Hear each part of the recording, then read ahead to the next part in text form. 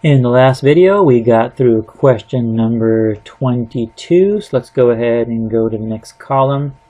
Now let's do the 3 graphs on one video.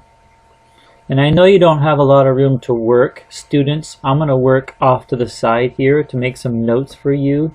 You can make those notes on your paper or on your 4x6 card or however you want to do that. Okay, number 23. Graph the function f of x is equal to x squared plus 4x minus 3. You must put the coordinates for the vertex in the third row, which is this row right here of the table, and graph 2 points on each side of the vertex. We've learned how to do this in your homework and as an example in your flip book. Now class, you need to recognize first, this is standard form. And standard form, we need to know how to find the vertex. When you graph any quadratic, the first thing you want to do is identify the vertex. Then you'll go 2 points to one side of the vertex and 2 points to the other side. So the vertex of standard form is found with the formula negative b over 2a. That will give us the x value of the vertex. And I want to make a note here. Okay, let's identify a, b, and c. A is equal to 1, b is equal to 4, c is equal to negative 3. So negative b over 2a, since b is positive 4, it becomes negative in our equation. We flip the sign, and this is 2 times 1. So we've got negative 4 over 2, which is negative 2. So that means the x value of our vertex is negative 2. And now this negative 3 makes sense because we're going to go negative 3, negative 4 on one side, and then negative 1 and 0 on the other side. Now all you have to do is plug in these values, these x values, into your equation and find the y values. We'll do one together.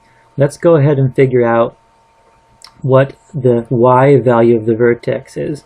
So that means f of negative 2 is going to be equal to negative 2 squared plus 4, oops, let's write that correctly, plus 4 times negative 2 minus 3.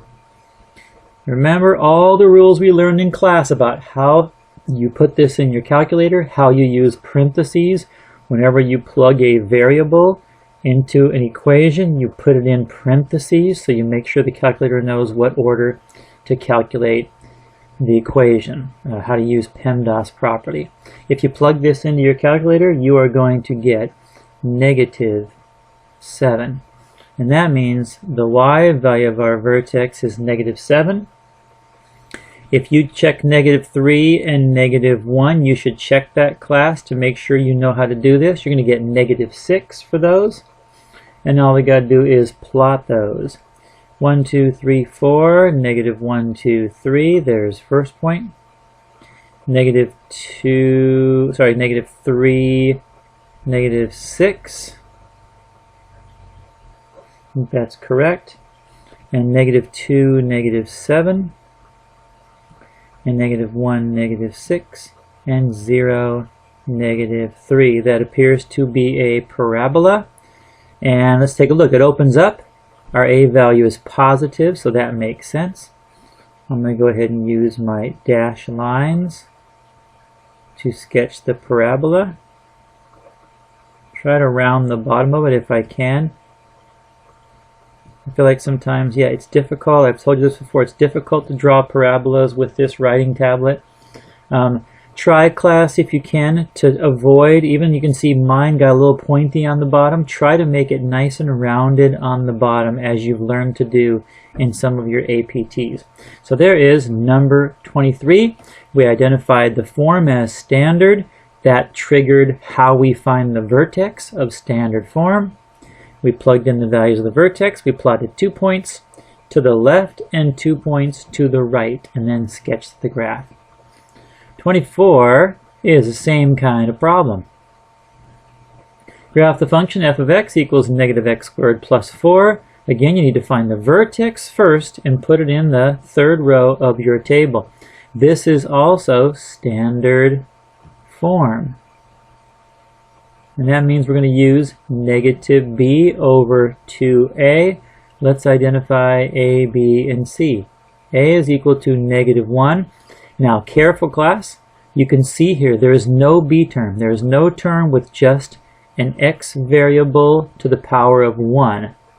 You can see here we've clearly got a b term, but in 24 there is no b term, so b is going to be equal to 0, and then our c value is positive 4.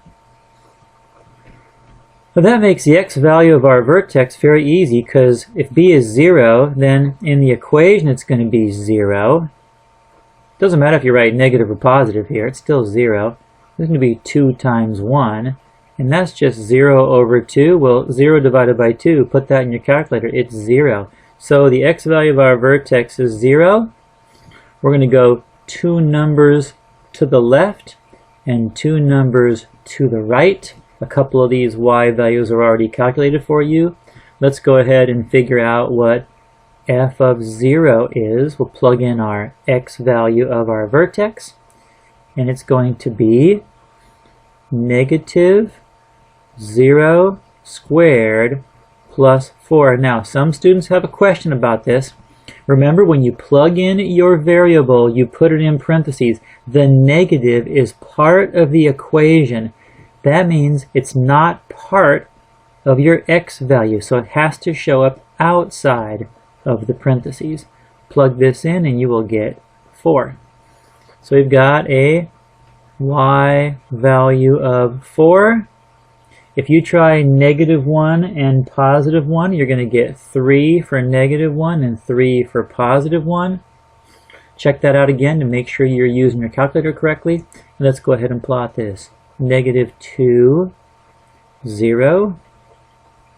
Negative 1, 1, 2, 3.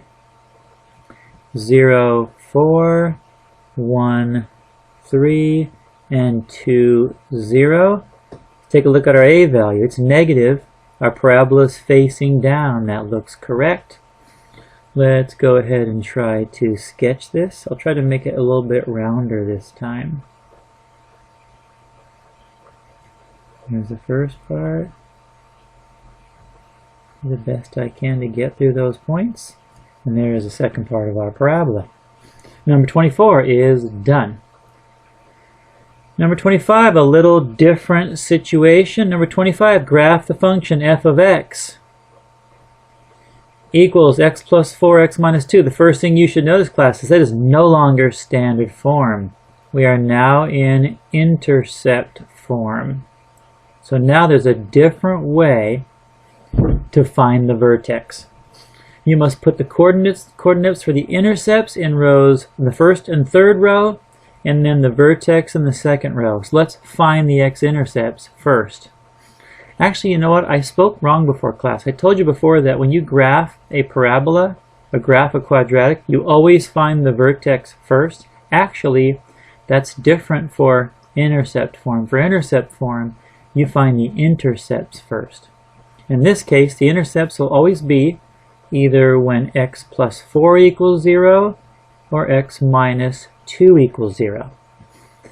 Subtract 4 from both sides and you get x equals negative 4. That's already in our table. That's good. And our x value here, add 2 to both sides and x equals 2. That's going to go right here. And you know the y value is 0. That's what an x-intercept is. An x-intercept is going to be where the y value equals 0. That puts it on the x-axis. And now, how do we find the vertex? We find the vertex by adding the x-intercepts together and dividing by 2. So that's negative 4 plus 2 is negative 2 divided by 2, which is negative 1. That is the x value of the vertex. Let's draw that in red so you can see. Keep it green so it matches the work. It's negative 1. And let's go ahead and plug negative 1 into our equation. So we've got negative 1 plus 4 times negative 1 minus 2. If you plug in the x value of the vertex, we should get the y value. Negative 1 plus 4 is 3 times negative 1 times negative 2 is negative 3. And 3 times negative 3 is negative 9. So our y value of our vertex is negative 9. Let's go ahead and plot these. So we've got negative 4, 2, 3, 4, 0. There's our first x-intercept.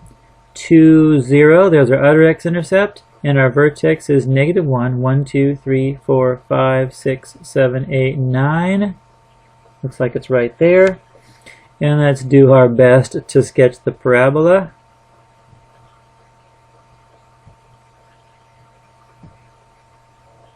That's not too bad. See if I can do as well on the other side, which I doubt, but let's give it a try.